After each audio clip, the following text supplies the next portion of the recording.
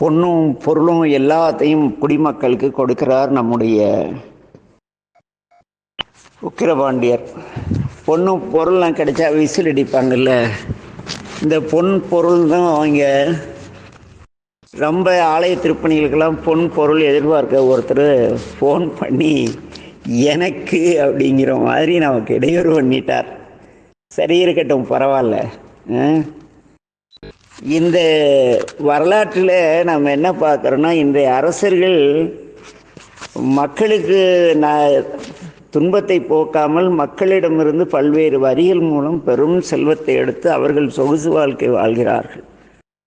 ஆனால் அந்த பண்டைய தமிழரசர்கள் எல்லாத்தையும் கொண்டு இறைவனுடைய அருளோடு பெரும் செல்வத்தை கொண்டு வந்து எல்லாருக்கும் கொடுத்து எல்லாரும் நல்லா இருக்கும்னு நினைச்சாங்க. தலைவன் என்பவர் பிறர் வாழ, தன்னுடைய குடிகள் வாழ யார் பாடுபடுகிறார்களோ அவர்களே சிறந்த அரசர்கள். இந்த மேருமலை எங்கே இருக்குன்னா, பாண்டி நாட்டுக்கு வடக்க மேருமலை என்பது இமயமலையின் அருகில் உள்ளது. இப்படி எல்லாருக்கும் கொடுத்துட்ருக்காங்களா? அப்படியே போயிட்டு காலம். உக்கிரபாண்டியர் நிம்மதியாக ஆட்சி செய்து கொண்டிருக்கின்றார்.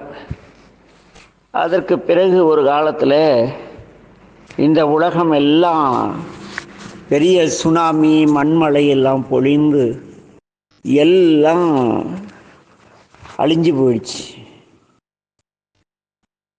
மக்கள் வாழ வழிகாட்டிய மறைகள் வேதங்களும் காணாமல் போயின. அதன் பின்பு சேருமான் அந்த வேதங்களை எல்லாம் தோன்றிற்று. என்ன, சேருமான் தன்னுடைய திருவாக்கிலிருந்து பிரணவம் தோற்றுவிக்கிறார். அந்த பிரணவத்திலிருந்து, பிரணவம்னா என்ன, ஓம், அப்படி அந்த பிரணவத்தினின்று மக்கள் வாழ்வதற்காக வேதங்கள் தோன்றின. வேதம்னா இந்த திருமுறை பாராயணம் செய்வதோ அல்லது ஆதிசங்கருடைய ஸ்லோகங்களை பாராயணம் செய்வதோ கிடையாது. ரிக்வேதத்தில் ஒரு மனிதன் இப்படித்தான் வாழ வேண்டும் என்று கற்பிக்கிறது. அதையெல்லாம் நம்ம இந்த திருவிளையாடல் வகுப்பிறகு சைவம் சமயத்தை பற்றி சிந்திக்கிறப்ப விரிவாக பார்ப்போம். யஜுர்வேதம் வண்டி வாகனம், விமானம் இதையெல்லாம் செய்யக்கூடிய வித்தையை கற்றுத்தருகிறது. சாமவேதம் இசைக்கருவிகளை உருவாக்குதல், மீட்டுதல் இவற்றை கற்றுத்தருகிறது. அதர்வண வேதம் அந்த யஜுர்வேதத்தில் வந்த அந்த ஆயுதங்களை எல்லாம் இயக்குவதற்கான ரகசிய வார்த்தைகளை, கோட்வேர்ட்ஸ்ன்னு சொல்கிறாங்க இல்லையா.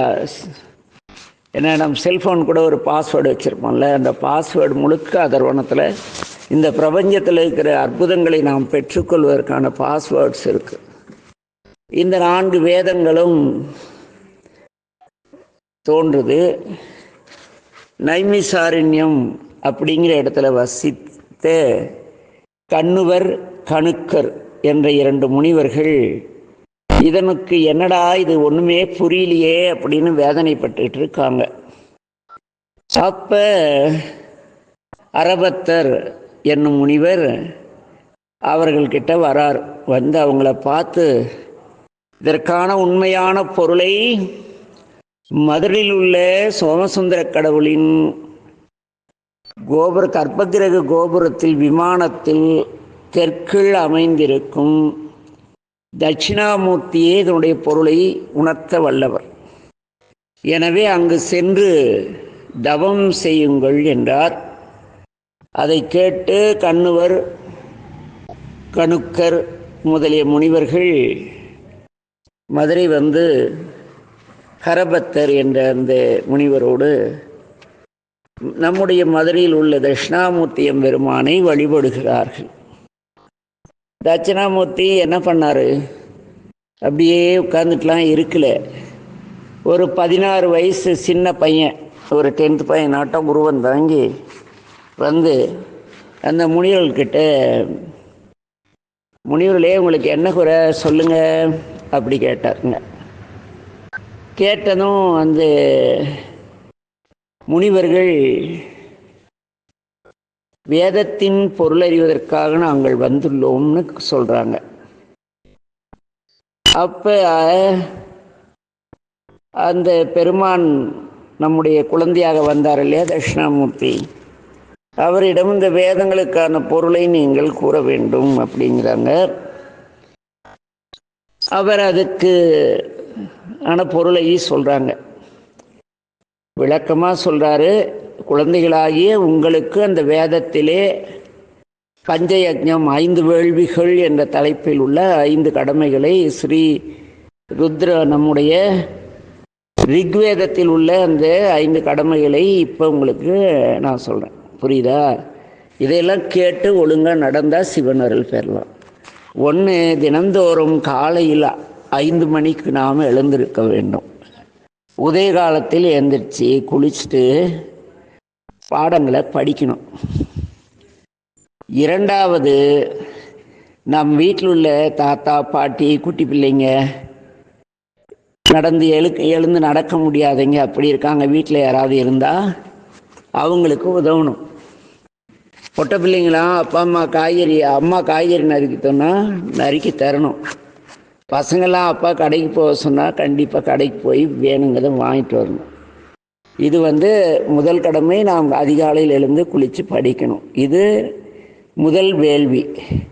2வது வேள்வி என்னன்னா, உங்கள் வீட்டில் இருக்கிற பெரியவங்களுக்கு உதவி செய்தல். 3வது வேள்வி என்னன்னா, அடுத்தவங்களுக்கு உதவணும். ஸ்கூலில் உங்கள் பக்கத்து பையன்கிட்ட பென்சிலே இல்லை, பாவம் வறுமைனா ஒரு பென்சில் வாங்கி தரலாம். ஒரு பையன் மத்தியானம் டிஃபன் கொண்டு வரலனாக்க, சாப்பாடு கொண்டு வரலன்னா உங்கள் டிஃபனில் சாப்பாட்டில் கொஞ்சோண்டு கொடுக்கலாம். கிழிந்த துணி போட்டிருந்தா நம்ம வீட்டில் அப்பா கிட்ட சொல்லி அந்த பையனுக்கு ஒரு புது துணி எடுத்துடலாம். இதெல்லாம் நம்ம சகம் கூட இருக்கிறவங்களுக்கு நம்ம செய்கிற உதவி. இது வேதத்தில் தான் இருக்குது. என்ன அடுத்தது முக்கியமான வேள்வி. நம்ம பசங்க இருக்காங்கல்ல, குருசாமி, அரவிந்த் ராஜ், இவங்கெல்லாம் என்ன பண்ணுறாங்கன்னா, ஞாயிற்றுக்கிழமைனா உண்டி உள்ள எடுத்துகிட்டு குருவி அடிக்க போயிடுறாங்க. குருவி உடக்கான் பாவம், அன்றைக்கி பார்க்குற உடக்கான பிடிச்சி அது வாயில் ஏதோ ஒரு இயற்கை பாலை ஊற்றி விட்டு அதை அப்படி மப்பில் தடுமாதை பார்த்துட்டு அதை அடிக்கிறானுங்க. பிடிச்சி அங்கேயே இவனுங்களை அது மாதிரி பண்ணியிருப்பேன் தவிச்சிட்டானுங்க, ஓடி போயிட்டானுங்க. அப்படி எல்லாம் செய்யக்கூடாது. பிற உயிர்களுக்கு நம்மாலான உதவிகளை செய்யணும். ஆடு மாடு கோழி எறும்பு குருவி காக்கா இவ்வளோ இருக்குல்ல, இத்தனை பறவைகளுக்கும் விலங்குகள் நம்ம தெருவில் ரோட்டில் போயிட்டுருப்போம், நல்லா தின்ட்டு ஜிங்குன்னு போயிட்டுருப்போம், கையில் பிஸ்கட்லாம் வச்சுட்டு. ஒரு நாய் நம்மகிட்ட பேன்னு பார்க்காமா, பசிக்குதுரா கண்ணு அப்படிங்கிற பசிக்குது அப்படிங்கிற பாவமாக பார்க்கும். ஏய் நாயை தூரப்பூ அப்படின்னு நம்ம நாயாட்டம் கத்தக்கூடாது. நம்மால் ஆன உணவை அந்த நாய்க்கு கொடுக்கணும். பூனை வீட்டுக்கிட்ட ஏதோ வீட்டில் பூனைக்கு பிடிச்ச தயிர் சோறு செஞ்சுட்டு பால் சோறு ஏதோ வச்சுங்கன்னு வச்சுக்க, அது பக்கத்தில் மியாவும் அப்படின்னு அது பாசையில் என்ன கேட்கும், பால் கேட்கும். உனக்கெல்லாம் இல்லை போ அம்மா ஊற்றுவாங்கன்னு சொல்லக்கூடாது. நம்ம குடிக்கிற பாலில் கொஞ்சோண்டு அந்த பூனைக்கு ஊற்றணும். இப்படியெல்லாம் செய்வது 4வது கடமை. 5வது கடமை என்னென்னா, இதை தினமும் இதையெல்லாம் செஞ்சுட்டு சாயங்காலமாக பக்கத்தில் இருக்கிற கோயில் போய், இறைவா இன்னைக்கு நான் இதையெல்லாம் செய்தேன், நாளைக்கும் இதை செய்ய அருள் செய்யணும் அப்படின்னு சொல்கிறது 5வது வேள்வி. இந்த 5 செயல்களை யார் செய்கிறார்களோ, முன் கூறிய அதிகாலையில் எழுந்து குளித்து படித்து, அப்புறம் அப்பா அம்மாவுக்கு உதவி செஞ்சு, சக மனிதர்களுக்கு உதவி, பிற உயிர்களுக்கு உதவி, கோயிலுக்கு யார் போகிறாங்களோ அவங்களுக்கு சிவபெருமான் அருள் செய்வார். சும்மா திருநீர் வச்சுட்டு ருத்ராட்சம் போட்டுட்டு வேன்னு போனால் விட்டுருவார். அவர் எவ்வளோ பேரை பார்த்துருப்பார் இல்லை. இது வேதத்தில் இருக்குது. ஆச்சரியமான விஷயம். நான் அதை படித்த பொழுது அசந்து போயிட்டேன். அடடா வேதனை மந்திரம்னு நினச்சாங்களா? இதை விட இன்னொரு ஆச்சரியமான விஷயம், எப்படி தண்ணி ஊற்றிடணும்னு சொல்கிறாங்க.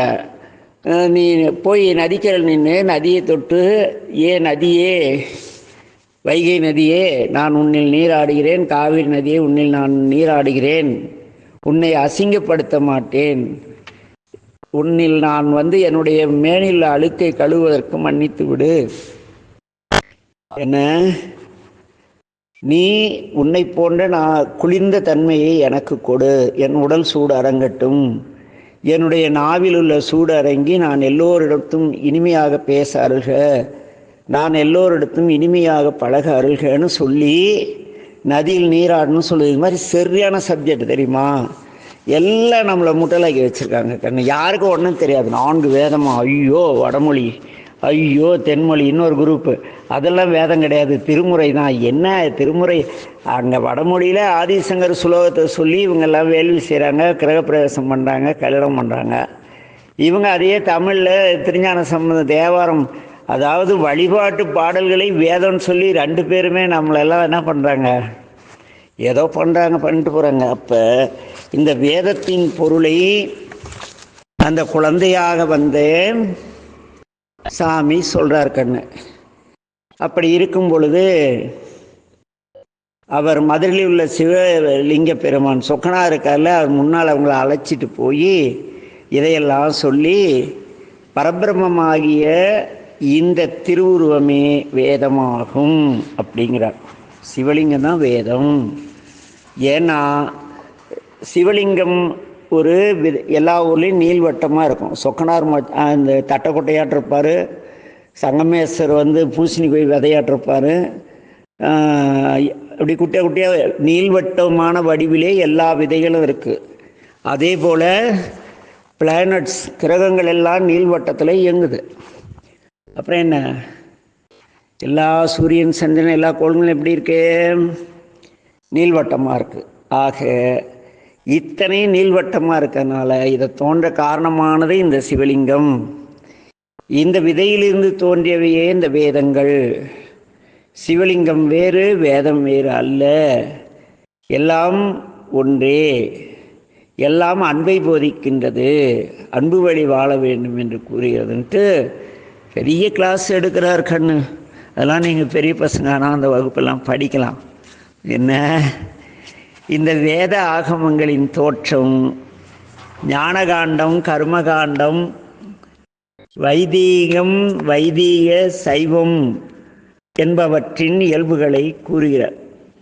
இவை எல்லாமே என்ன பண்ணுனா ஒழுக்கமாக அன்பாக வாழுங்குது, அன்பை போதிப்பதே வேதம்னு சொல்லி அந்த யாருக்கு,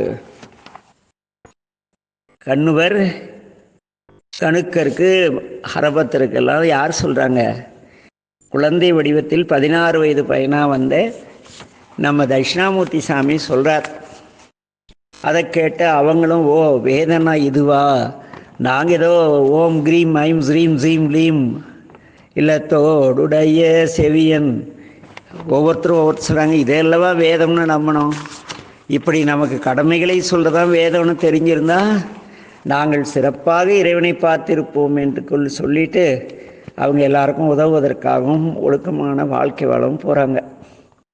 இப்படியே காலம் போயிட்டு இருந்தது, போயிட்டு இருக்கிறோம். நீங்களும் என்ன பண்ணுறீங்க, இன்றைக்கி வேதத்தில் ரிக்வேதங்கிறதுல நமக்கு தட்சிணாமூர்த்தியம் பெருமான் அருளி செய்த அதிகாலையில் எழுந்திருக்கிற பழக்கத்தையும், காலையில் படிக்கணுங்கிற பழக்கத்தையும், அப்பா அம்மாவுக்கு உதவணுங்கிற பழக்கத்தையும், பிற சக நண்பர்களுக்கு மனிதர்களுக்கு உதவுங்கிற பழக்கத்தையும், ஆடு மாடு நாய் இதுக்கெல்லாம் நம்மளால் ஆன ஏதோ தண்ணியாவது கொடுக்கலாம், சோறு கொடுக்கலாம், பிஸ்கட் எண்ணத்தையும் கடைபிடித்து இறையருள் பெற வாழ்த்தி என்ன பண்ணலாம், வகுப்பை நிறைவு செய்து கொள்ளலாம். நாளை மறுபடியும் என்ன பண்ணலாம், சந்திக்கலாம். நமச்சிவாய வாழ்க. ஆமாம் கண்ணு, உங்களுக்கு வகுப்பெடுக்குள்ளே அப்பப்போ நம்ம சொக்கனார் ஒரு குறும் பிடிச்சவர் இல்லையா, விளையாட்டு சாமி விளையாடுறதுனால அதுக்கு திருவிளையாடல்னு பேர். திருனா இறைவன், அவர் விளையாடுறதுனால திருவிளையாடல். நான் இன்றைக்கி கொஞ்சம் தெளிவாக நல்ல கதை சொல்லனா, நம்மளால் என்ன பண்ணுறாரு, பக்கத்தில் பொண்ணு பொருள் கிடச்சிதுன்னா செல்லுலேருந்து விசில் அடிக்கிறாங்க குருவியாட்டம் உய் உயின்னு. சரி, அந்த அளவுக்கு தான் வச்சிருவோமா? நாளைக்கு பார்ப்போம். நமச்சிவாய வாழ்க. எல்லா உயிர்களும் என்னாகணும்? இன்புற்று வாழும். இந்த வார்த்தைகளை முடிஞ்சால் எல்லாம் சொல்லி பழகும் குழந்தைங்களா. அப்புறம் இன்னொரு முக்கியமான விஷயம், இனிமே ஒரு வாரம் முழுக்க எடுக்கிற வகுப்பில், அந்த வகுப்பில் என்னென்ன கதைகள் வந்தெல்லாம் நீங்கள்லாம் கொஞ்சம் ஒரு நோட்ஸ், ஒன் வேர்ட் நோட்ஸ் சட்டம் எடுத்து வச்சிட்டிங்களா? ஒவ்வொரு ஞாயிற்றுக்கிழமையும் உங்களுக்கு கேள்வி கேட்கப்படும் எழுத்து மூலமாக. இந்த குழுவில் சரியான விடை நிறைய விடைகள் எழுதக்கூடிய குழந்தைகளுக்கு ஆனி மகம் மாணிக்கவாசல் குரு பூஜைப்போ ஒரு ஸ்பெஷல் கிஃப்ட் காத்திருக்கு, பரிசு. முயற்சி பண்ணுறீங்களா? நமச்சிவாய வாழ்க. வணக்கம். திருச்சிற்றம்பலம்.